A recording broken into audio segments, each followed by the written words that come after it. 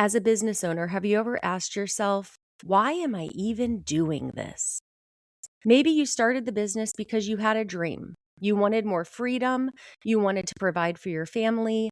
You wanted to make an impact. You wanted to build something that really mattered. Somewhere along the way, though, the dream became more about deadlines. The excitement became exhaustion. The purpose became pressure. And now you're spending more time putting out fires than actually building the business. You're dealing with difficult clients, employees leaving, bills are still coming in, the marketing stopped working, the economy shifts. You work longer hours than you ever did before, but somehow feel further away from where you thought you'd be. And if we're honest, there are days that you wonder if maybe you completely missed God's calling. Maybe you've even prayed, Lord, am I supposed to keep doing this? Did I hear you wrong? Should I be closing the doors? Should I start over? Is there something else that you want me to do?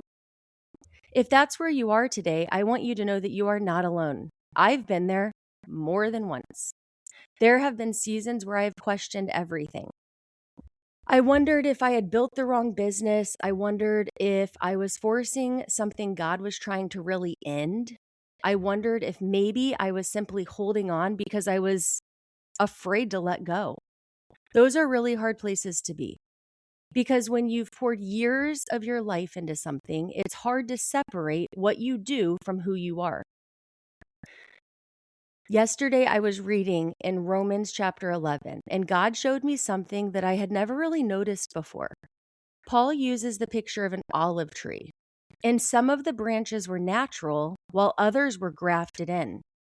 But here's what caught my attention. The branches never questioned whether they were attached to the right tree. They simply stayed connected to the root, because the branch isn't what's creating life. The root does. And I couldn't stop thinking about how often we reverse that as business owners. We spend so much time asking, is this the right business? Should I pivot? Should I quit? Should I sell? Now, those are legitimate questions. These are the times that God absolutely leads people into something new.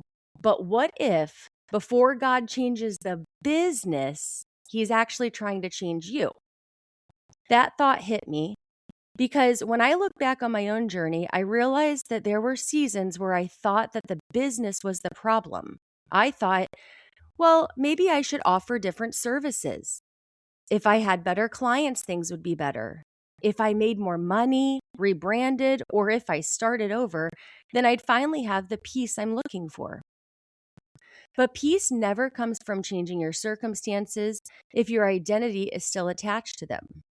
Looking back now, I can clearly see that God wasn't trying to rebuild my business first. He was actually rebuilding me. He was changing my heart and exposing my pride. He was teaching me to trust Him. He was showing me that I had unknowingly allowed my business to become my identity. Maybe you've done the same thing. Let me ask a few questions. When somebody asks, tell me about yourself, is the first thing that you tell them what you do? If your business disappeared tomorrow, would you still know who you are? If you lost your biggest client, would you believe that you were still of value? If revenue was cut in half, would your confidence disappear with it? If you answered yes to any of those, you're not alone. I think many of us have been there because somewhere along the journey, we stopped being sons and daughters of God and started becoming our businesses. We wear the title CEO, owner, entrepreneur, founder, contractor, consultant, financial advisor, realtor, attorney. And before long, those titles define us. When business is good, we feel success. When business struggles, we feel like failures. When someone praises our work, we feel the security. When somebody leaves, we start questioning our worth. But that's a heavy burden for a business to carry because your business was never designed to tell you who you are. That's God's job. Romans 11 reminded me that the business is simply a branch. It's one branch on a much larger tree. The branch isn't the source. The branch receives life from the source. Christ is the root. Your identity as his child is the root. Everything else, your leadership, your business, your influence, your income, those are simply branches growing from the root. And here's something else I'm thinking about.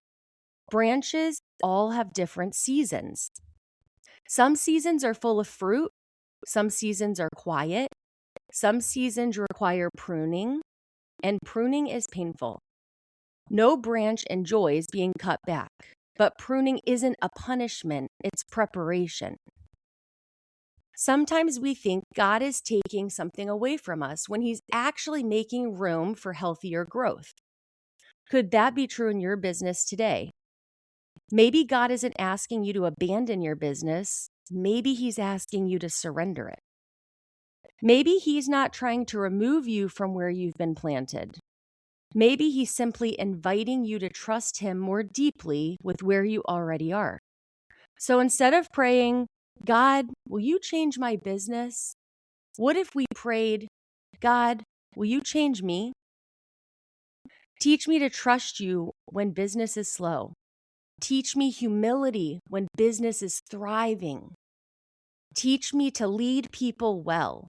Teach me to care more about souls than sales. Teach me to steward this business instead of worshiping it. Teach me to remember that before I'm a business owner, I'm your child. Maybe today isn't about finding a new business. Maybe today is about rediscovering the root. Because healthy branches don't produce fruit by striving harder. They produce fruit because they are connected to the source of life. And when you are rooted in Christ, you'll stop looking to your business to give you an identity it was never meant to provide. You will lead differently. You will serve differently. You'll love your employees differently. You'll treat customers differently. And you'll even experience success and failure differently. Because your peace is no longer dependent on your circumstances. It will depend on the one who never changes. Thanks for joining me today on Watchpost Partners.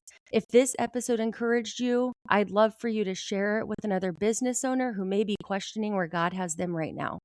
And remember, your business is something you steward. It's not who you are.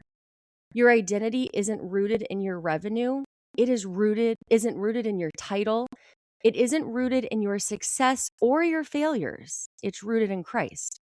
So wherever God has planted you, lead faithfully, steward wisely, and impact intentionally.